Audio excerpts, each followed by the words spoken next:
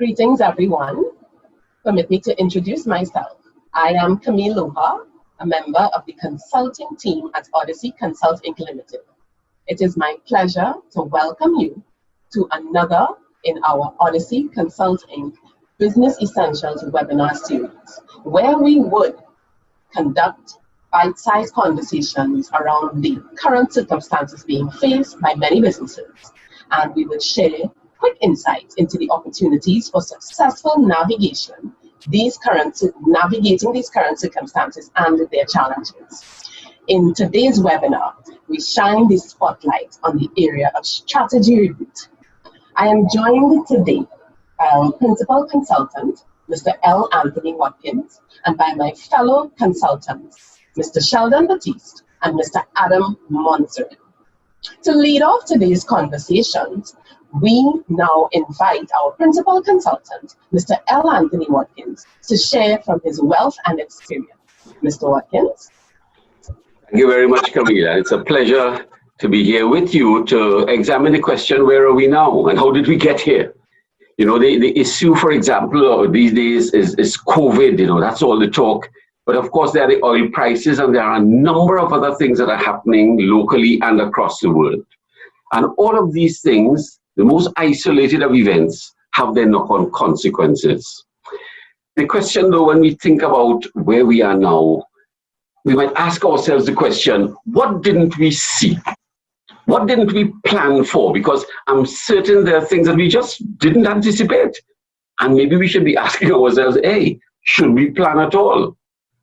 But I'm saying that planning remains a critical aspect of what leadership and management has to do. But planning in today's and tomorrow's environment has to be different.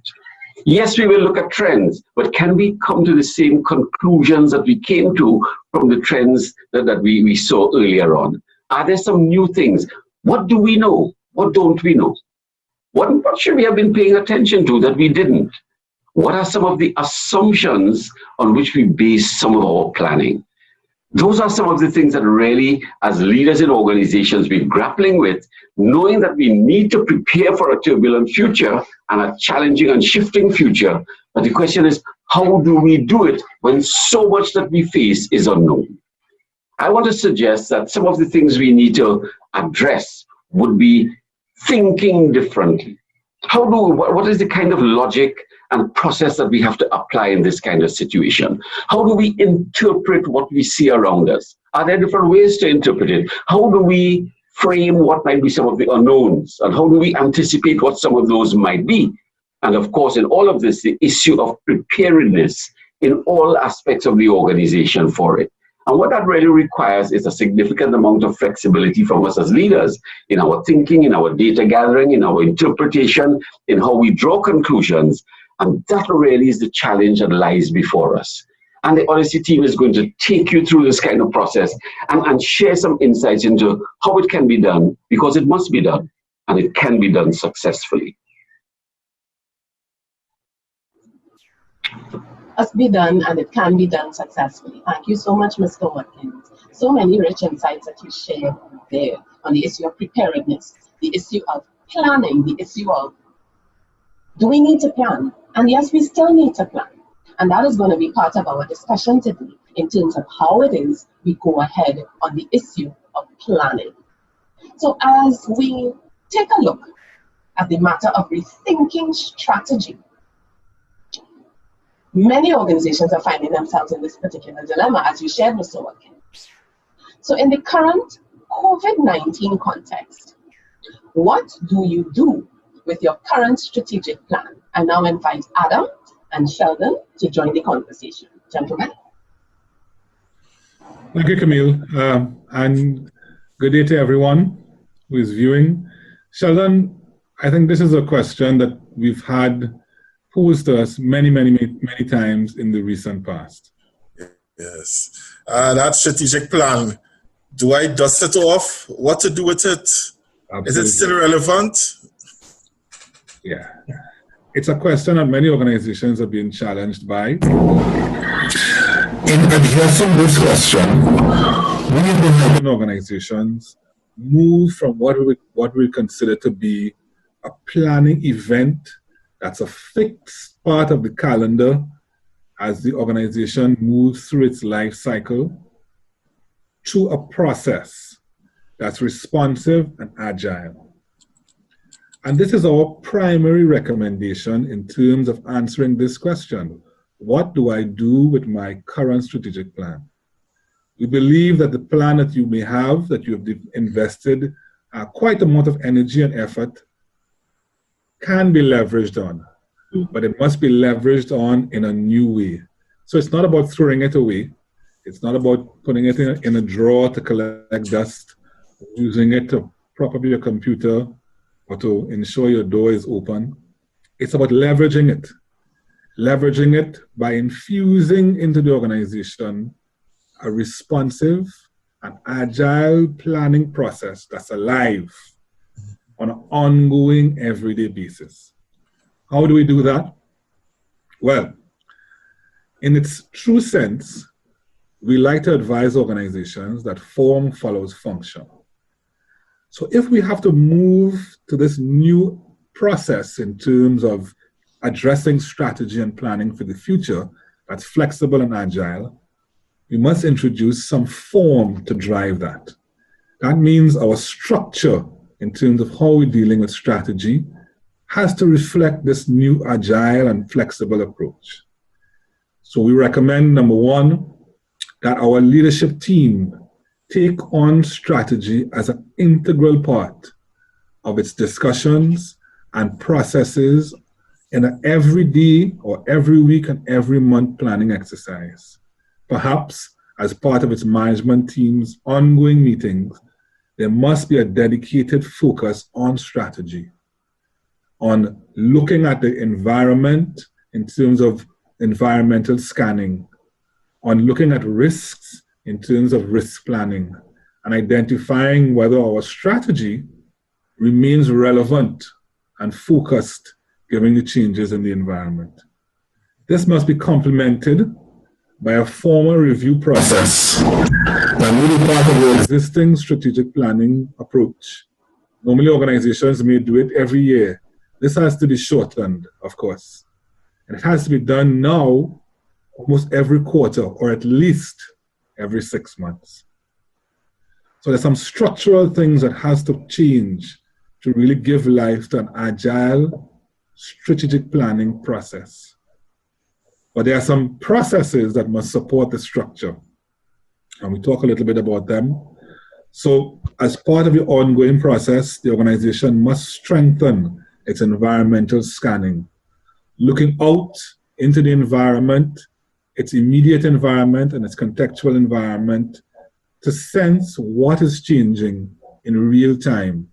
This is critical now because of the pace of change that's happening. It's no longer that every once in a while we raise our head up and we look at our industry or related factors. This must be done continuously. And the structure in terms of the meetings must be infused with this information. So environmental scanning must happen. Our risk assessment must happen on a regular basis. And of course, our scenario planning based on what we're seeing changing and the risks must be taken into consideration in this new agile strategic planning process. Sheldon, what are some things that you've seen from your perspective? You know, Adam, this concept of agility is almost an abused word. And in fact, we want to reintroduce the word, if you can see. Agility has to be something that is infused in the organization. It must be that in whatever we do, particularly from a leadership level, agility becomes part of what we do in this organization. And therefore, that concept of infusing it, and as you mentioned before, in the management meeting agenda is significant.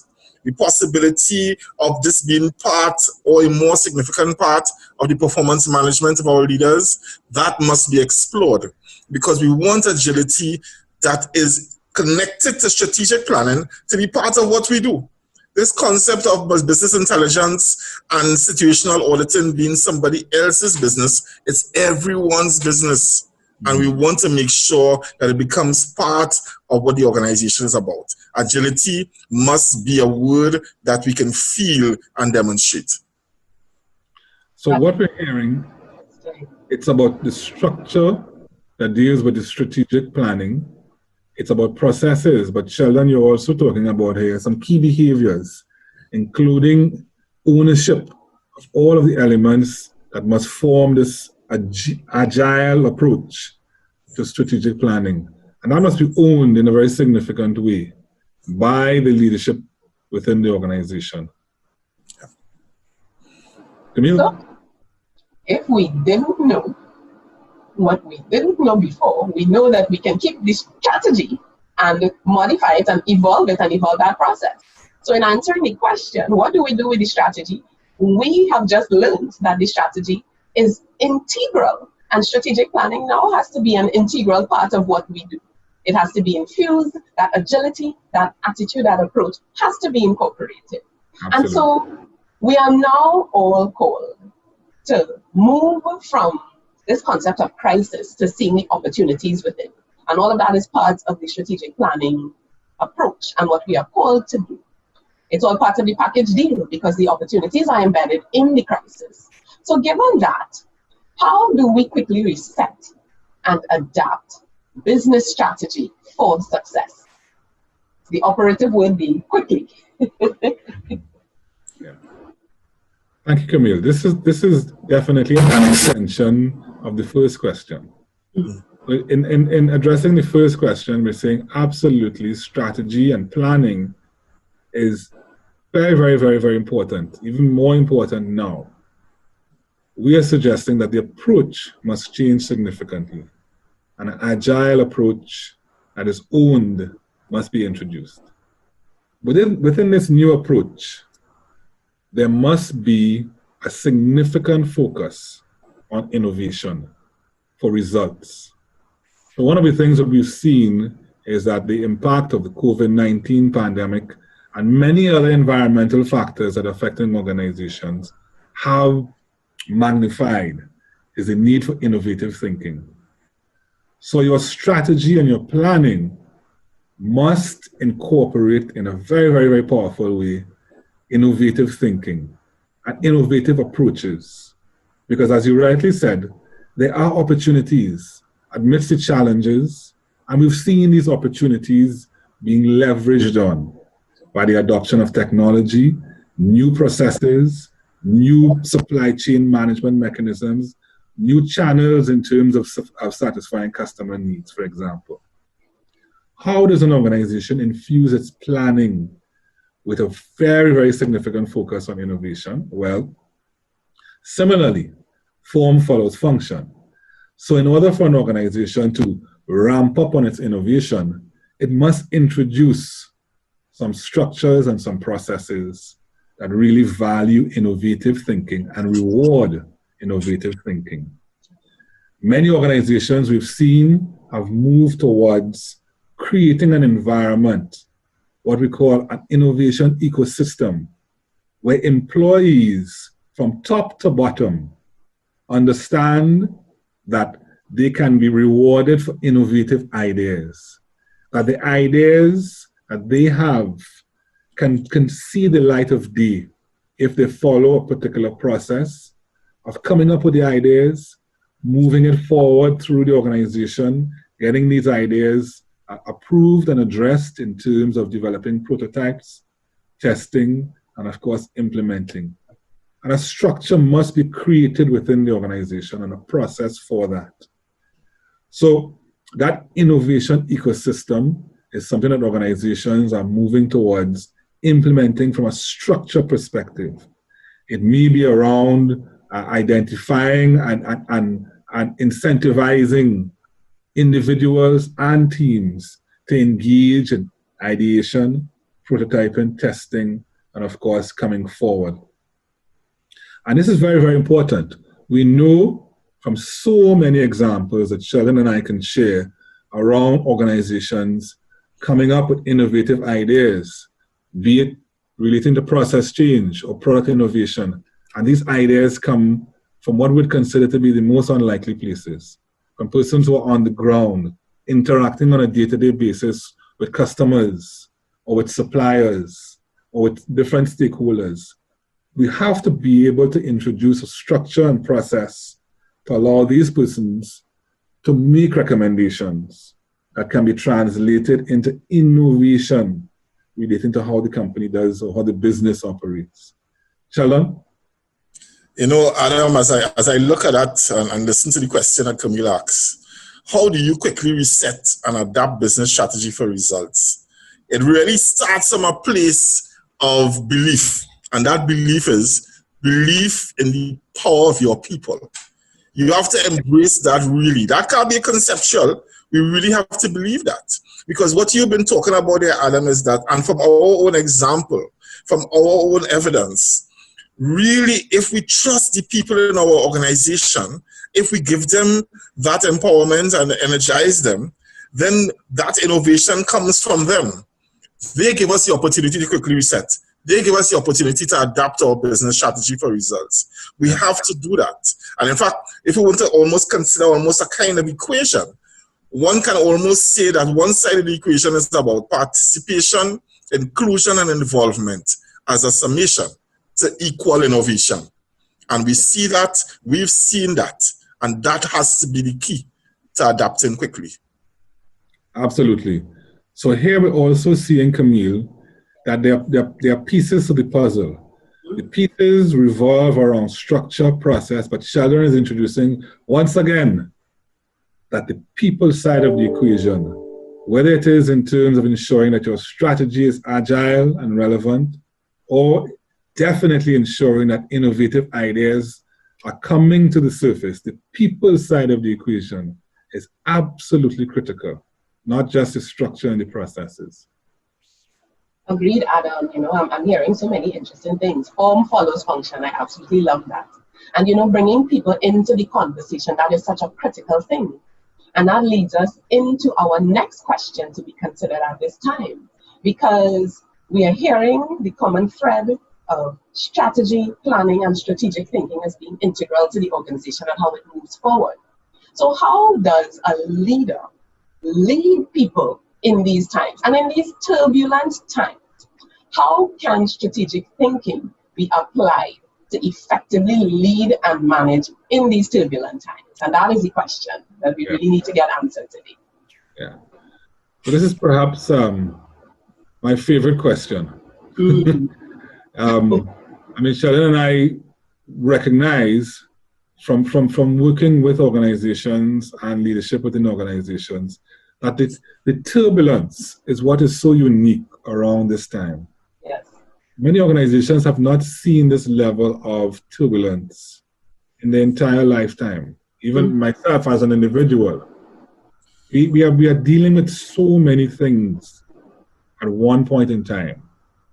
It's very, very difficult for organizations to plan, and it's very difficult for persons within leadership positions to lead.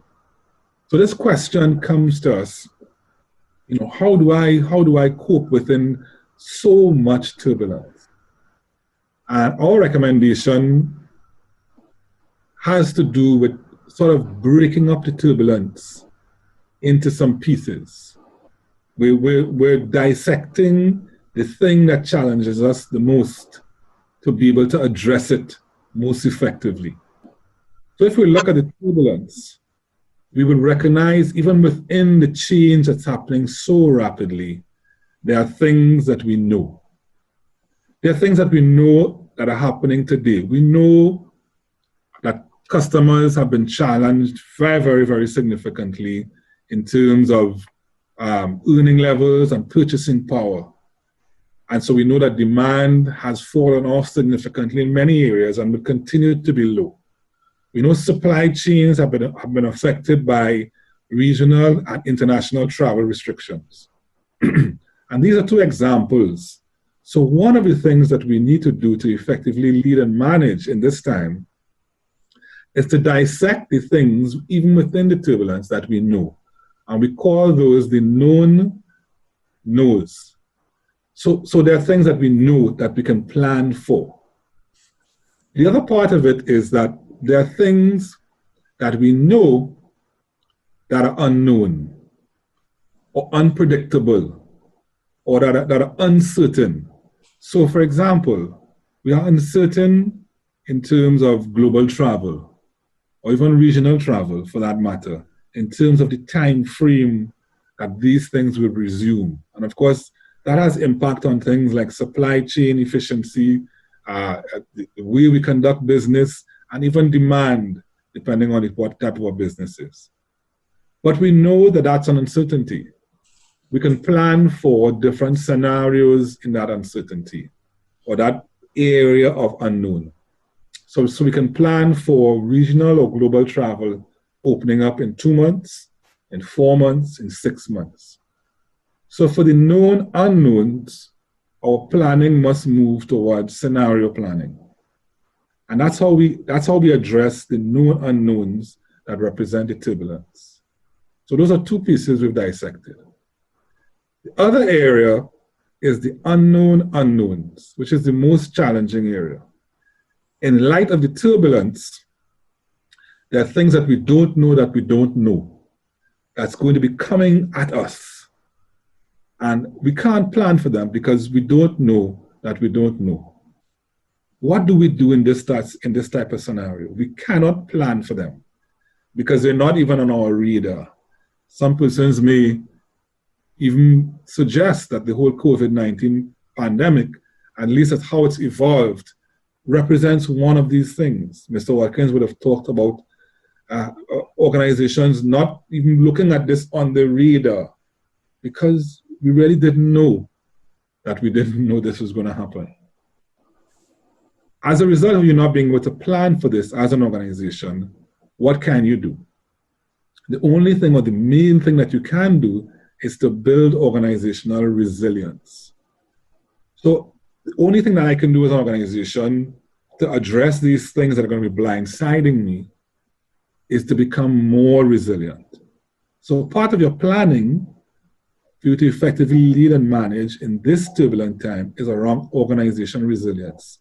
Not to a specific event or to a specific scenario, but how are you able to ramp up or ramp down, reduce cost, manage different channels more effectively, turn towards new channels, expand into different areas if your core business suffers from an impact from some event.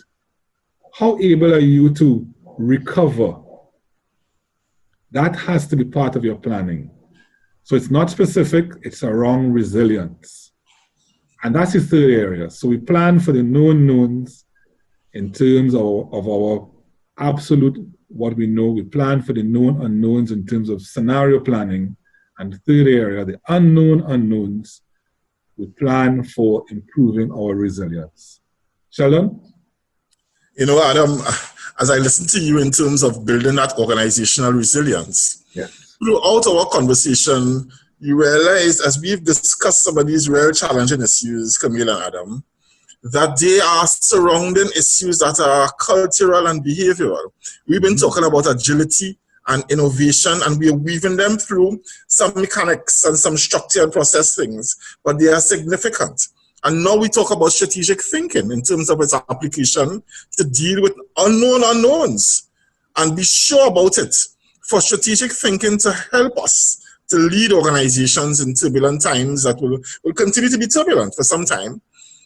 That strategic thinking must be a behavioral issue. It must be something that we do normally. Why? Because what we're trying to do as organizations, and you know, it's very important for us to not to confuse agility and adaptability with haste and waste. What we want is more speed and more quality, not one without the other. And our strategic thinking process and strategic thinking behavior forces us, compels us to do not just an understanding of what is going on from a comprehensive approach and then move to do something about it, but to quickly, but still with some level of rigor and robustness, find out what does it mean constantly. What does it mean? What this really means. And as Adam spoke about the issues of organizational resilience, it is that approach, that behavioral approach, that will make a difference to us really leading effectively in turbulent times. Yes, that is so important. These points are so important because At the end of the day, we're talking about resilience and we're talking about behavior. And we are learning how to adapt our strategy and to reboot our strategy for these turbulent times. But the reality of the COVID-19 pandemic is that we can't plan. As Adam, you correctly said, we cannot plan because we simply do not know where this is going to lead us. So that brings me to our final question in our conversation today. Looking ahead, what would strategic planning look like in organizations of the future? How do we approach the issue of planning and having a strategy in the organization moving forward, especially with all of these unknowns that we're facing today? Yeah. Well, so this question sort of integrates all of the questions that we've addressed so far. Yes. Let's spend just a minute to recap some of the things that we've talked about. We've talked about moving from a planning event to an agile planning process. We've talked about infusing that process with innovation through an innovation ecosystem that's established within the organization. And then we've talked about within that planning, as we're addressing immediate or short-term turbulence, dissecting it for more efficient planning. Now, you made a point, Camille, and the point is that we cannot plan with certainty. That means that we don't know the future, and the future, as we move outward from short to medium to long term, becomes more and more difficult in this environment to predict. The past is less and less a predictor of the future as we move towards our medium term and our long term. But our process that we talked about of agile planning, infusing it with innovation, and breaking it up into pieces help us significantly.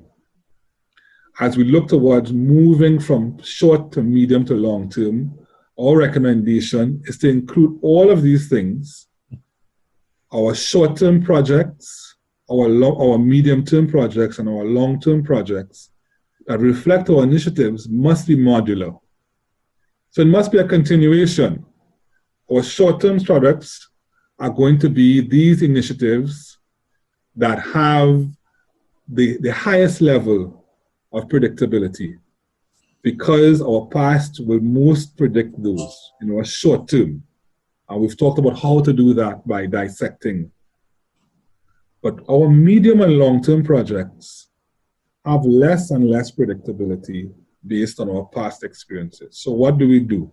How do we build that bridge to our medium-term and long-term projects? Well, part of the challenge here and part of the opportunity here is to try to divorce ourselves a little bit from the past and try to envision what are scenarios and what are situations of our medium and long term possibly going to be like. And we talked about that a little bit in terms of scenario planning.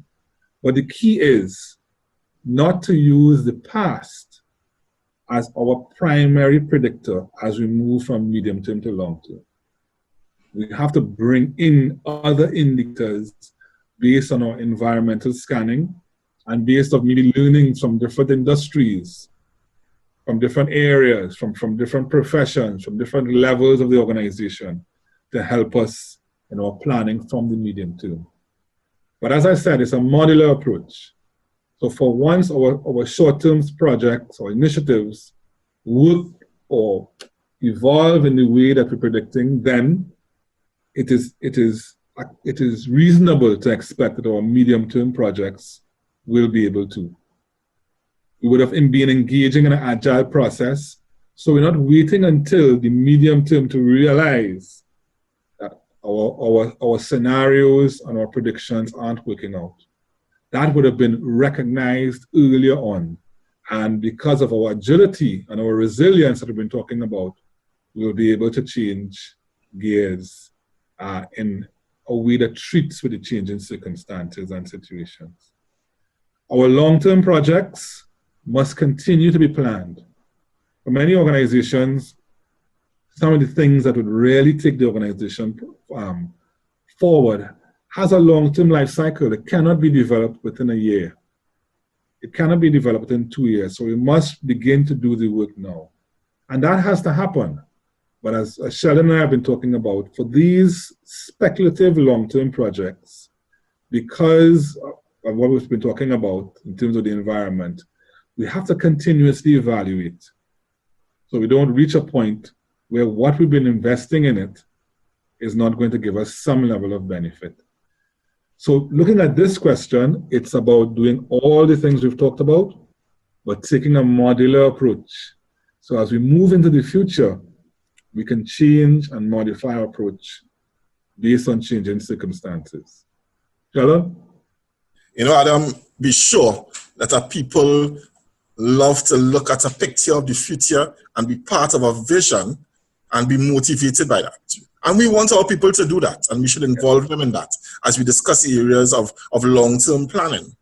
But what our experiences have taught us with respect to strategic planning is that we must continue to test even the assumptions and the plans and some of our activities that we are developing for the long term. Continue to test them. There must be a willingness actually, as we move along short into medium term, to maybe recognize that something is in fact no longer relevant. That assumption, so something has happened that has nullified our previous assumption. We must be willing to do that.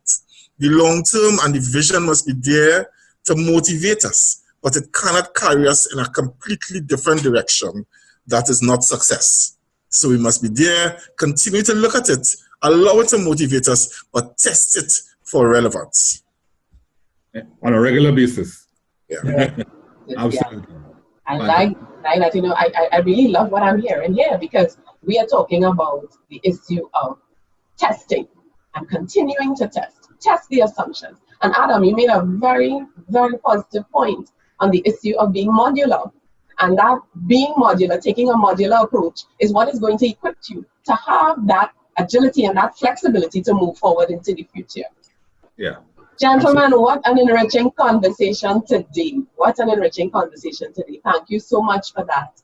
And ladies and gentlemen, viewers, I hope that today our presentation, our conversation has been beneficial for you. We at ODYSSEY continue to be nimble and evolve our services to suit these dynamic times. We stand ready to support you and your organization as you too evolve your business strategy, operations, and practices for success. This pandemic has demonstrated the need to be nimble, responsive, and to pivot quickly. We have developed an approach as the perfect boost to your efforts in our capsule consulting approach, where we would be able to tailor our support to suit your needs. So let us continue the conversation. We can discuss and tailor our bite-sized solutions to meet your needs. Connect with our team, any one of our team members directly via any of the listed options that you're seeing on your screen. We look forward to partnering with you on this journey of evolution and turning the conversation into powerful and effective actions for greater success. On behalf of the team at ODYSSEY, we thank you for taking the time and spending some time with us. And we look forward to supporting you. See you at the next of our ODYSSEY Consulting Business Essentials webinar series. Take care, everyone.